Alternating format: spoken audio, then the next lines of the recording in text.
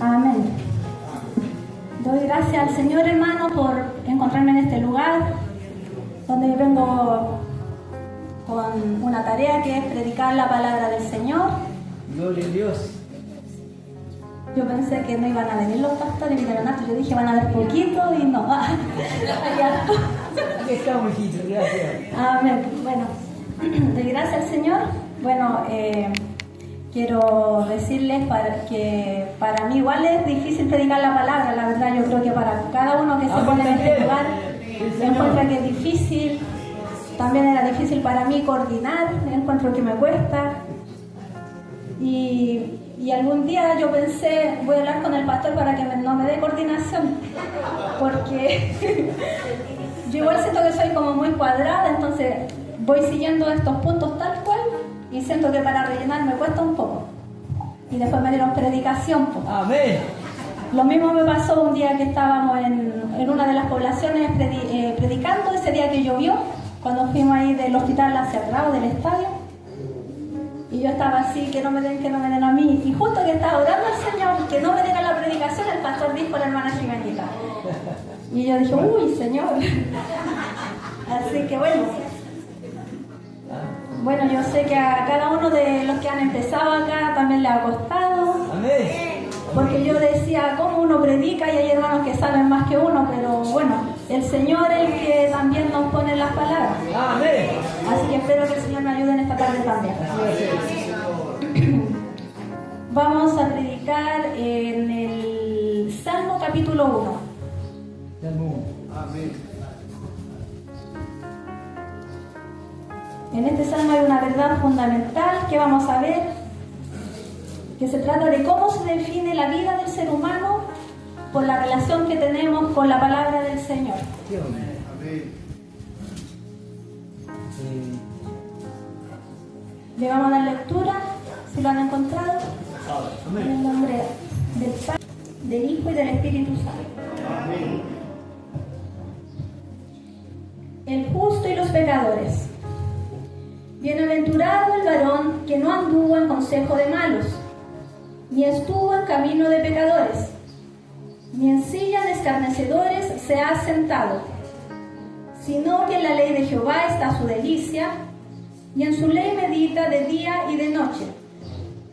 Será como árbol plantado junto a corrientes de aguas, que da su fruto en su tiempo, y su hoja no cae, y todo lo que hace prosperará.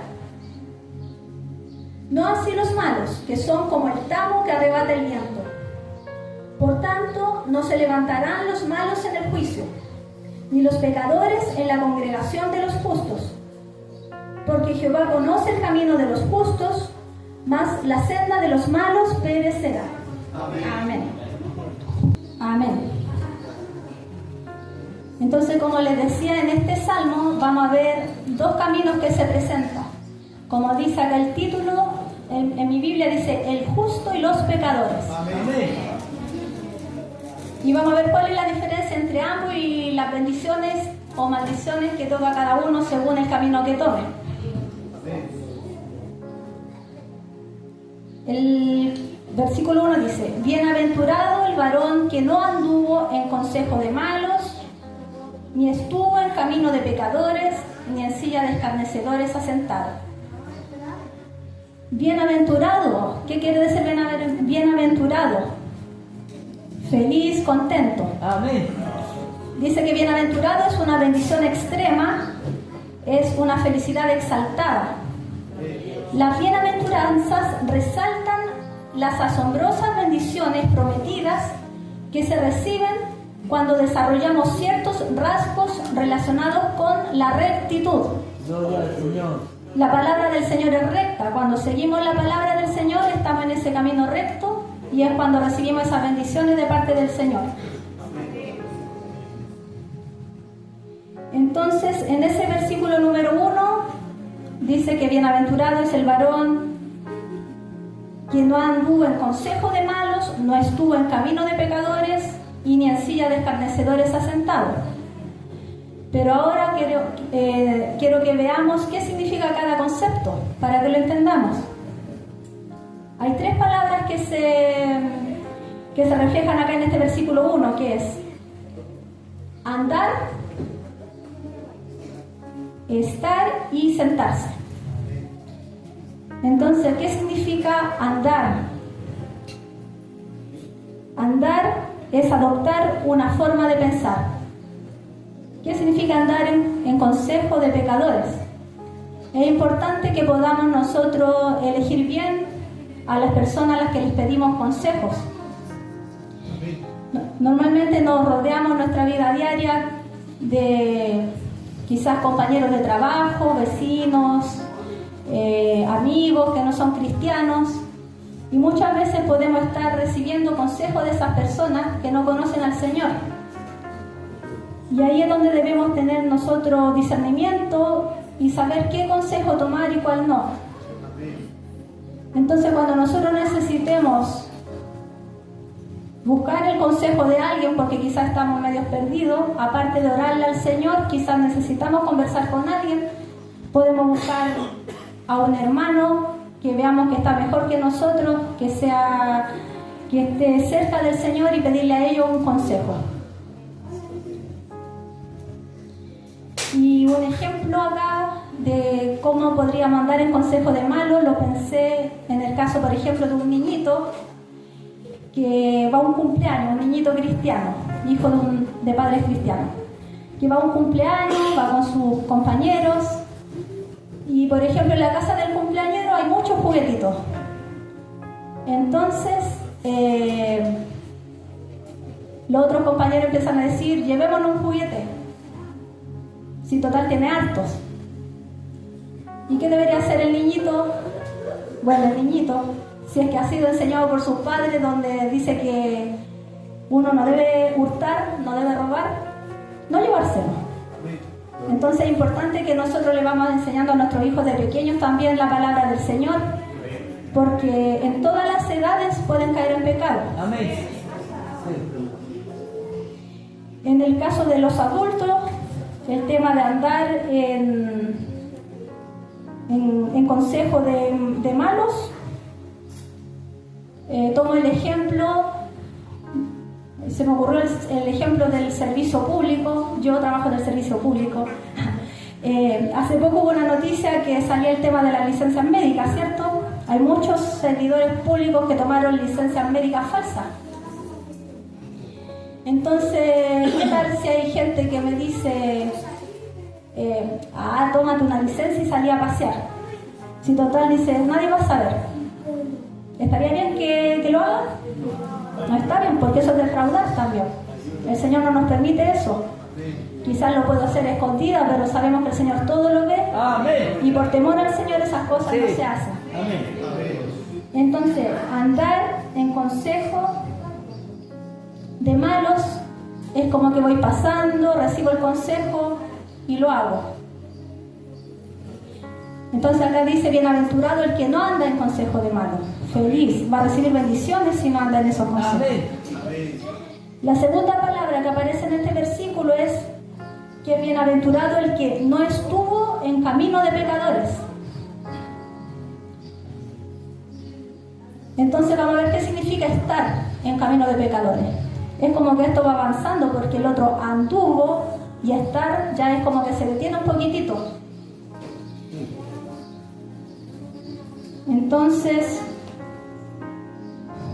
estar en camino de pecadores es detenerse, es normalizar el pecado. Es como, por ejemplo, pensaba yo, una pareja de pololos que no se ha casado aún, lleva 8 años y está en fornicación. ¿Qué es fornicación? Tener relaciones sexuales antes del matrimonio. Entonces, normalizar el pecado. Llevamos tanto tiempo que ¿qué tiene? Quizás tenemos planes de matrimonio, no importa, pero es pecado. Entonces ahí es normalizar el pecado. Ahí está en el camino de pecadores. Y la tercera palabra es sentarse. Ahí ya como que se acomoda, ¿cierto? Ya se sienta, se queda en el pecado. Sentarse es identificarse con la burla y la incredulidad. porque dice sentarse, que es bienaventurado el que no se sienta en silla de escarnecedores. Y para eso tenemos que saber qué es sentarse en silla de escarnecedores. Dice que simboliza adoptar una actitud de burla a lo que Dios valora. Según las juntas que uno pueda tener en la vida o, no sé, en el trabajo, hay mucha gente que no teme al Señor y se burla muchas veces del Evangelio o de las cosas que nosotros creemos. Y si nosotros nos unimos a ellos, entonces estamos sentándonos en la silla de escarnecedores. Por ejemplo, en mi mismo trabajo hay materiales que llegan, que es para surtir la oficina, cosas valiosas muchas veces, cuadernos, lápices, pilas que son caras, y hay compañeros que muchas veces quizás se llevan algunas cosas y lo normalizan porque dicen algo poquito. Si total no le estoy robando a nadie, pero si se normaliza eso, yo empiezo a hacerlo, ya estoy como despreciando lo que el Señor valora, que es la honestidad, la rectitud, el no robar. Amén. Amén. Amén. Entonces ahí es donde tenemos que tener discernimiento para poder ver qué es lo que nos conviene y qué es lo que no nos conviene.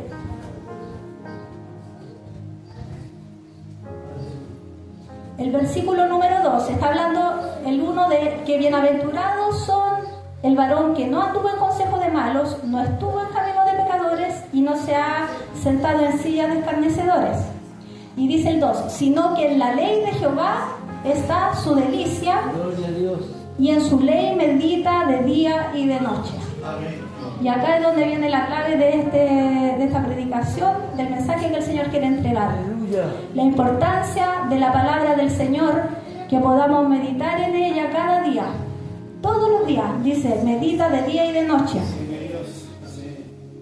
Muchas veces, quizás por falta de tiempo, uno podría no leer la palabra, pero es importante que entendamos que es importante que todos los días, que no pase un día que no podamos leer un trozo de la palabra y meditar en ella, porque la palabra de Dios es alimento para nuestro espíritu. Amén.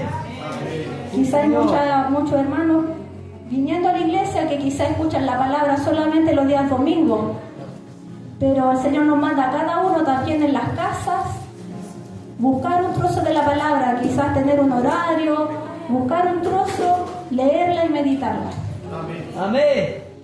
Y hay beneficios por leer la palabra del Señor, muchos beneficios. Y les voy a leer algunos de esos beneficios. Amén. Leer la palabra del Señor nos lleva a la salvación, ¿cierto? Amén. Sí. Porque por medio de la palabra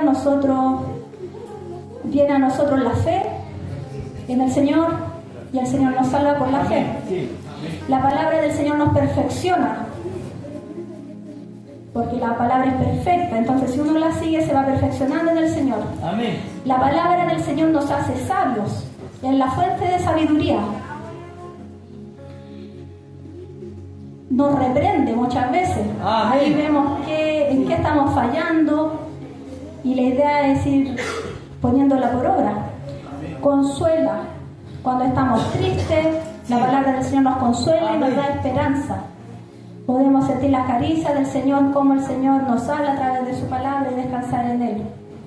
La palabra del Señor nos llena de confianza porque sabemos que tenemos ese regalo eterno algún día que estaremos con el Señor, la promesa que el Señor nos va a levantar y estaremos con Él. Amén. Y la palabra del Señor trae conocimiento y gozo a nuestra vida, sobre todo cuando la aplicamos. El Señor llena de gozo nuestra vida y nos trae todas las bendiciones Ayúdanos, Señor. que Él tiene para nosotros.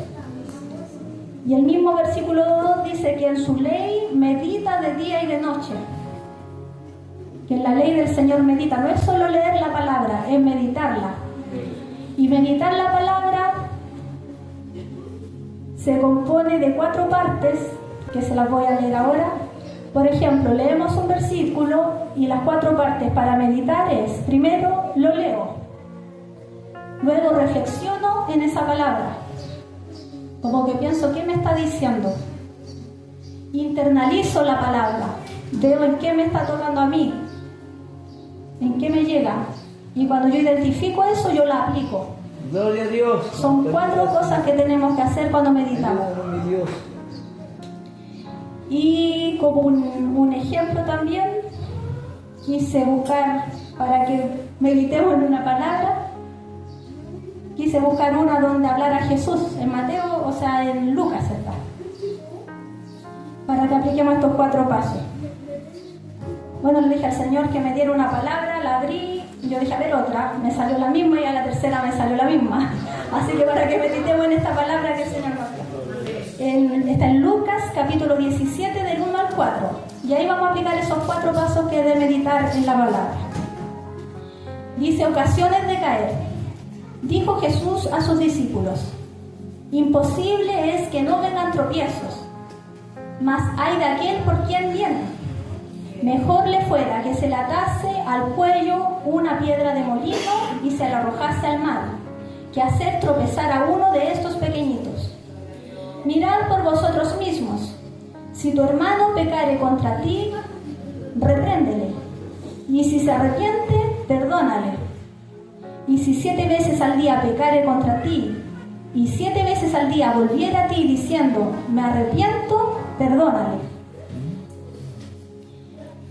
Entonces, aquí está la primera parte de la meditación, que es leer la palabra del Señor. Ahora tenemos que reflexionar en ella. Es como identificar qué es lo que está diciendo el Señor, ¿cierto? Amén. Y por lo que aquí dice, es terrible de que hagamos caer a alguien nosotros. Entonces que el Señor, a ver, acá está. Dice que es mejor atarse una piedra al cuello y tirarse una piedra de molino y arrojarse al mar. Eso ya es terrible. Imagínense lo que es que uno sea piedra de tropiezo para alguien. Entonces que el Señor nos vaya ayudando. Amén. Eso es reflexionar. Y muchas veces cuando uno en el diario vivir, quizás el comportamiento que estamos teniendo, estamos siendo piedra de tropiezo para personas que son inconversas, porque quizás por alguna actitud nuestra no entran a los caminos del Señor.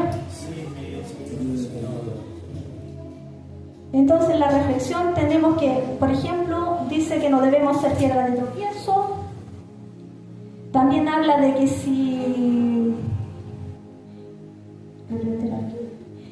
que tenemos que reprender al que peque contra mí. Quizás de repente hay personas que hacen algo contra mí y yo comienzo a tener en mi corazón como rencor, pero no le digo nada a esa persona, porque quizás esa persona ni siquiera sabe que pegó contra mí o que me hizo sentir mal por algo. Entonces aquí dice, en la reflexión tenemos que ver o identificar que dice que cuando haya ya alguien que peque contra mí, yo tengo que ir donde esa persona y reprenderle, con amor por supuesto, como conversarlo, decirle hermano o a la persona que sea, me sentí mal por esto que usted hizo, que usted dijo. Y dice que si la persona se arrepiente y le pide perdón, usted tiene que perdonarle. Amén. Y si esa persona 7 veces le pide perdón, usted le tiene que perdonar también, las 7 veces. Amén. Y ahora, ¿cómo se internaliza esta palabra? Ahí yo me hago las preguntas y digo, ¿yo habré sido piedra de tropiezo para alguien? ¿Tengo algo contra algún hermano? ¿Yo lo he reprendido? Porque aquí dice que yo tengo que reprender al hermano, conversar con él. O quizás decir, ¿será que alguien a mí me ha pedido perdón y yo no lo he perdonado? Y aquí me está diciendo que debo perdonar a mi hermano si se arrepiente. Y por último, el último punto de la meditación de la palabra es aplicarla. Entonces yo ya tengo todo identificado lo que quiere el Señor, ya reflexioné y lo internalicé hacia mí y tengo que aplicarla. Entonces, si por ejemplo yo le tengo que pedir perdón a un hermano tengo que ir donde Él y pedirle perdón. O si yo me siento mal por algo que me hizo un hermano, tengo que ir donde Él y decirle, hermano, esto siento que no está bien, me siento mal por esto, y conversarlo. Gracias. Porque ¿qué pasa cuando no se conversan las cosas? Comienza la murmuración, y eso sabemos que también es pecado ante el Señor. Ahora nos vamos a ir al capítulo 3, o sea, al versículo 3, donde está hablando de que bienaventurados son los justos, ¿cierto? Que meditan en la ley de Jehová de día y de noche. Aquí viene la bendición de la bienaventuranza. Dice que serán como árbol plantado junto a corrientes de aguas, que da su fruto en su tiempo y su hoja no cae, y todo lo que hace prosperará. Cuando habla de árbol plantado, quiere decir una persona que está firme, que está estable, que no anda de aquí para allá, con raíces profundas, porque si uno medita en la palabra y la aplica, comienza a tener raíces. Amén. Y sabe a dónde va su vida. No es una vida incierta. Amén. Que está junto a corrientes de agua. ¿Qué le pasa a un árbol junto a corrientes de agua? Nunca se seca. Amén. Siempre está vivo. Sí. Y dice, y que da su fruto a su tiempo. Es importante que nosotros vamos dando fruto, ¿cierto? Ayúdanos, Señor. Pero Amén. a su tiempo. ¿Y cuál es el fruto que deberíamos tener todos los cristianos? El fruto del Espíritu Santo, que se compone de 9 partes. ¿Cuál es el fruto del Espíritu Santo? Amor, gozo, paz, paciencia, benignidad, bondad, fe, mansedumbre y templanza. Sí. Podemos meditar también diariamente y decirle al Señor, Señor, ¿cuál será el que me falta? Ir viendo uno por uno. Aquí estoy fallando, Señor, me está costando. Ayúdeme. Porque también tenemos que ser sinceros ante el Señor. Amén. Sí, Señor. Y pedirle a Él que nos ayude para poder cultivar ese fruto o esa parte del fruto que nos está faltando. Ahora nos vamos a ir a la otra parte. Esas eran las bendiciones para quien estudia la palabra del Señor, quien la lee y medita en ella diariamente. Ese era el justo. Y ahora vamos a ver de qué trata el camino de los pecadores. El versículo 4 dice, no así los malos, que son como el tamo que arrebata el viento. El tamo yo no sabía qué era. Decía acá que es el polvo o la paja que resulta de la trilla de semillas como el trigo.